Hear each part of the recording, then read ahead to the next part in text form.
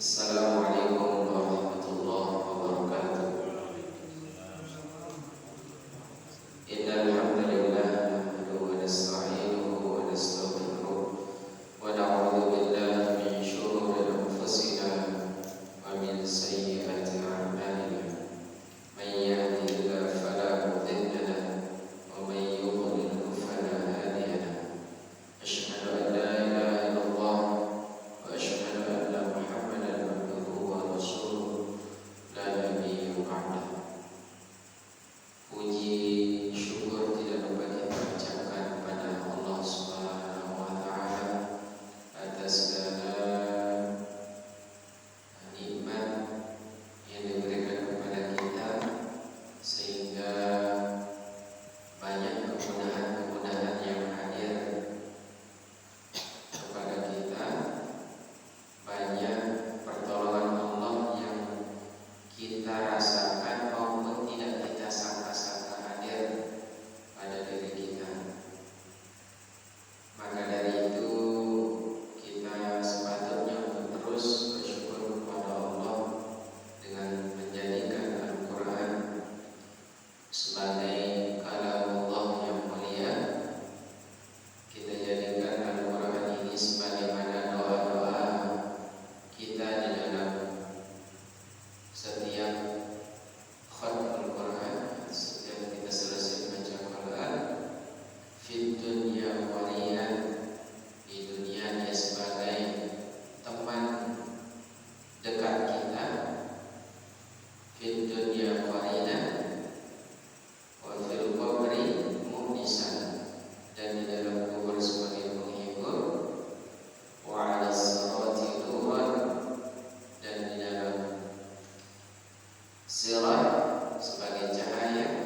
Wa yawmal qiyamah syafi'an, dan pada hari kiamat sebagai syafaat. Wa ilal jannati rafiqan, dan nanti di dalam surga dia menjadi rafiqan, yaitu pendamping kita. Salawat dan salam tidak lupa kita ucapkan kepada junjungan alam Nabi besar Muhammad sallallahu alaihi wasallam sebagai uswatun hasanah kita, teladan terbaik kita dalam belajar dan mengajarkan Al-Quran.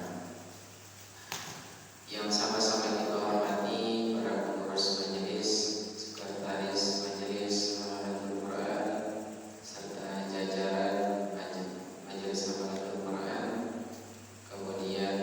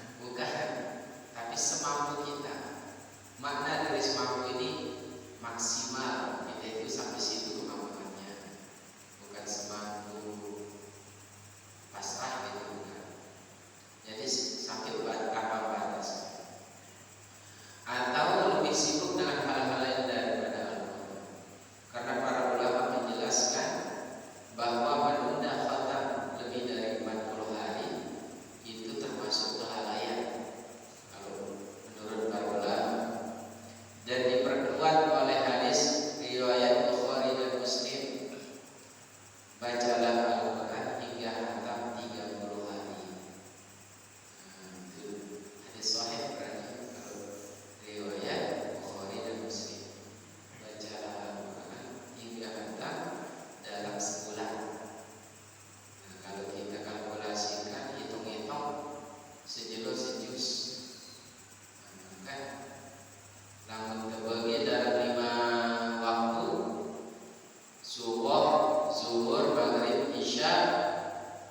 Berarti subuh, zuhur, asar, maghrib, isya pada 2 lembar. 2 lembar sejus, sejus 2 lembar sekit waktu sholat. Subuh 2 lembar, ringan insyaallah. Nah, itu jangan sampai kita tergolong orang-orang yang jauh atau melalaikan Al-Quran. Nah, kita lanjutkan materi kita yang kemarin dibahas di Masjid Lenambil, Masjid apa namanya? Al-Badarain, tentang suratul Fatihah. Jadi kita masuk sekarang di makharijul huruf, tempat keluar huruf. Nah, yang pertama sempat kita bahas tentang al-jauf. Jadi tempat keluar huruf ini harus kita pahami, kemudian agar tidak tertukar pemahaman maupun praktiknya. Tempat keluar huruf itu secara garis besar, pertama al-jauf, rongga tenggorokan dan mulut. Huruf-huruf mad, fathah bertemu alif, kasrah bertemu ya, dhammah bertemu waw. A, I, U. Nah, seperti itu. Dinar akan inung. Tidak boleh. Apalagi dengan I. Nah, seperti itu. Jadi dari al-jauf atau mad yang lain. Kemudian yang kedua dari al-harf, tenggorokan. Ada 6 hurufnya. Nanti kita bahas satu persatu. Kemudian ada dari pangkal dan dari lisan. Ketiga lisan. Pertama al-jauf, kedua tenggorokan, ketiga al-lisan, dengan elak. Dari lidah ini paling banyak huruf yang keluar. Nah, ini kalau kita bahas itu bisa sampai 4 bulan pembahasannya huruf ini. Kemudian dari syafatain, 2 bibir, bibir bawah itu bibir atas. Kemudian yang kelima al-khaysyu, dari rongga hidung. Cuman 2 boleh dari hidung, si gunah-gunah, nun, gajah, mim. Cuman 2. Selebihnya tak boleh. Karena banyak kita dengar huruf ain itu dibaca dari hidung. Ain, masih ngomong suara. Seperti itu. Atau huruf ra dibaca ra, ri. Sering kita dengar seperti itu. Nah, penting kita ini takkan tidak tercampur atau tersebut. Takkan pada bahasa Melayu takkan lepas suara. Ya. Tidak ada huruf pipi. Berarti tidak ada huruf pipi ini besar. Vo. Luwih ngajarin kita kena nekempong sangkep ini vo. Ya kan? Ya kan?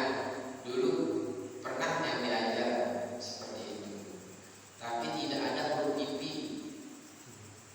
Mungkin dia tempat pada pipi dan pada kita.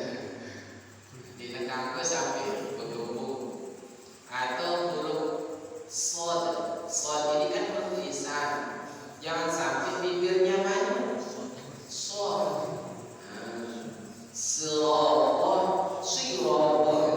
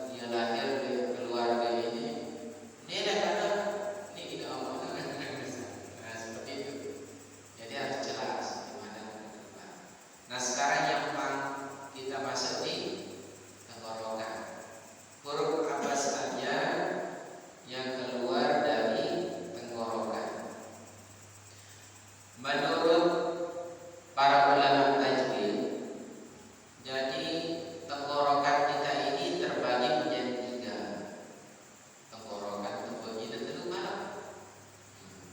Si pertama namanya aqsal halq, bukan khalq. Aqsal halq, pangkal tenggorokan. Makanya masjid pertama namanya Masjid Aqsa di Palestina, yang sekarang direbut sama mau diambil alih sama orang yang di Israel. Jadi masjid sebenarnya apa namanya, pangkal tenggorokan, hal itu tenggorokan. Jadi huruf-huruf tenggorokan ini masuknya di hukum bacaan idhar halqi. Al-halq berarti jelas, yaitu di tenggorok, bukan idhar falqi, jelas di penciptaan doa, beda huruf, beda hal.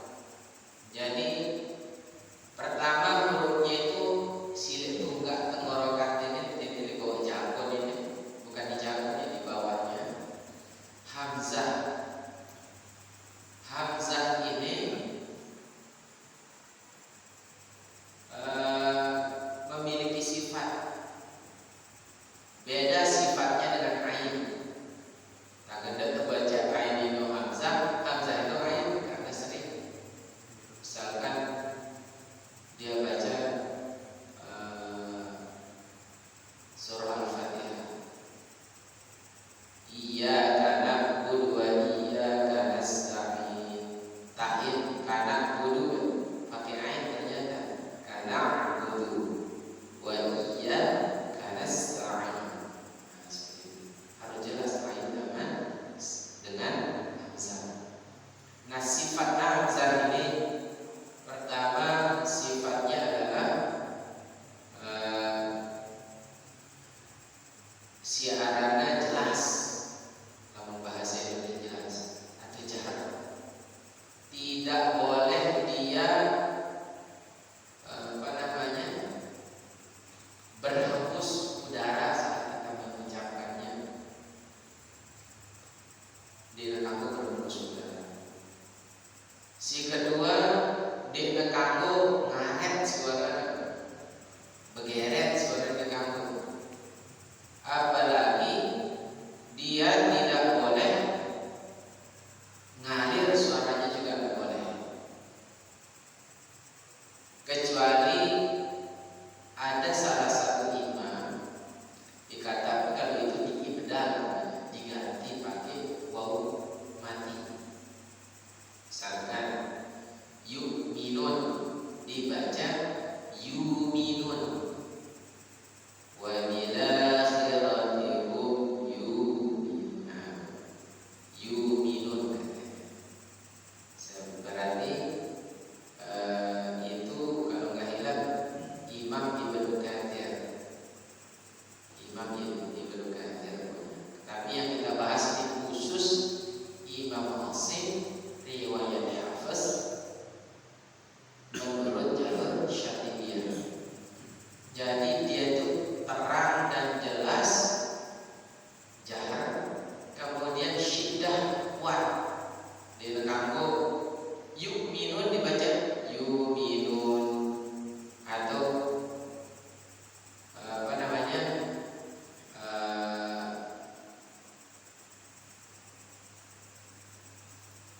contohnya juga bi'sal masir dibaca bi'sal masir, atau dek dan kurang tekan bi'sal masir, kurang syiddah, seharusnya bi'sal masir. Makanya hamzah ini kalau dia mati terus ketemu mad, harus tekan jawab suara illa man yasha, seperti itu. Insya, tak boleh baca insya, boleh. Itu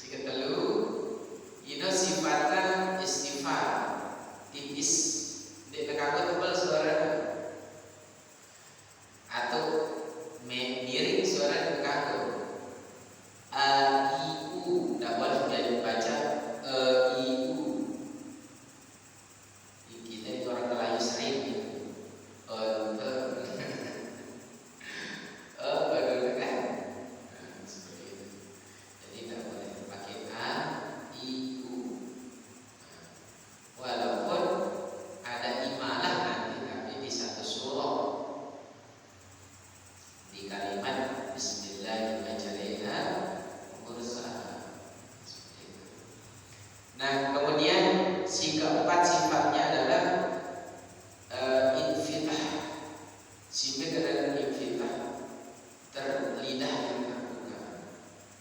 Dia kanggo merapat ke atas. Dia kanggo lihat suara tanah.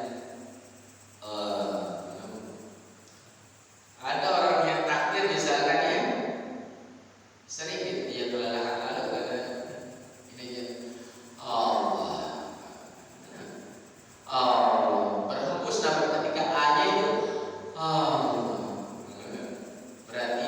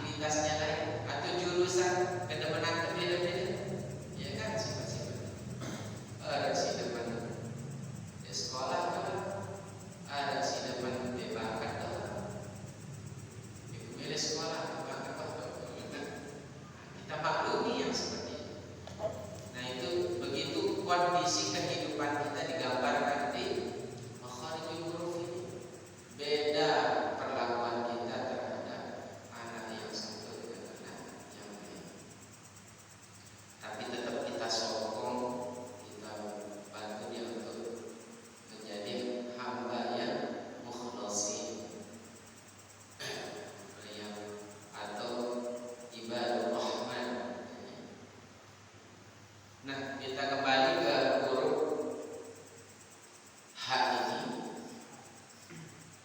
Kalau dulu kita disampaikan namanya hak dada. Nah, di dalam huruf dada berarti wah terbahas tempat keluar huruf kan? Berarti dalam huruf dada. Misalkan dengan Hadijah. Nah, seperti itu. Jangan dibaca Hadijah. Nah, seperti itu. Gak boleh dia dari dada. Atau tahtihal. Tidak boleh ya, sampai dada kita bergerak. Atau lada. Tidak boleh gitu. Lada yang betul. Nah, ngupin kan untuk kesugul di ini tuh getaran. Berarti tidak boleh dia bergetar sampai dada. Gimana cara kita kalau sudah terlanjur? Nah, ini di kelas tahsin saya di situ tempat pertarungannya, karena dengan tua ini kan sifatnya. Nah, harus tetap sifat. Si pertama sifatnya huruf H ini adalah hams, udara berhembus. Hamas ngalir suatu udara, tidak boleh ditahan. Kalau ditahan dada di mana? Ya kan? Sekecil subul nafas udara dada lagi. Hembuskan dia, tapi jangan semuanya. Dong dihembus sampai habis ayatnya baca. Makanya para qari-qari kita di huruf-huruf hamas ini irit dia menghembuskan udara. Tidak semuanya sih dihembuskan. Ha, hi, hu, ba. Nah, seperti itu. Kadarnya jangan dibaca buih langsung. Ya. Kemudian sifat si kedua selain hamas berhembusnya udara adalah rakhawah. Apa adalah rakhawah? Kebalikannya kan alif tadi, alif sama dengan hamzah tadi. Tadi kan kalau hamzah syiddah kuat. Berarti rakhawah seperti mengalir. Suaranya ngalir. Wailul likulli humazatin lumazah. Ngalir. Jangan dibaca lumazah. Enggak ngalir itu. Lumazah. Ngalir. Artinya dia tetap di ada suaranya direntang sampai dia habis ayat yang kita baca. Takarannya satu ketukan itu ngalir dia hal ini ketika dibaca. Ya. Coba kita lihat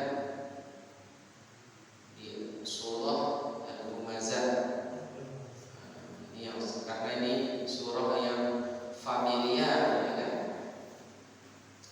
Familiar di warga negara Indonesia. Atau Al-Qari'ah.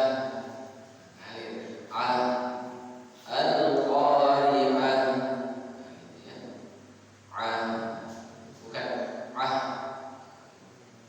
harus ngalir. Mal-Qari'ah. Ya. Wah, buka Al-Humazah deh. Saya habiskan dulu ya sifatnya, terus kita latihan di sini. Selanjutnya harus ngalir, suaranya harus ngalir. Kemudian si ketelu istighfar. Tidak boleh dia tebal suara lainnya. Istighfar. Her, di tengah ada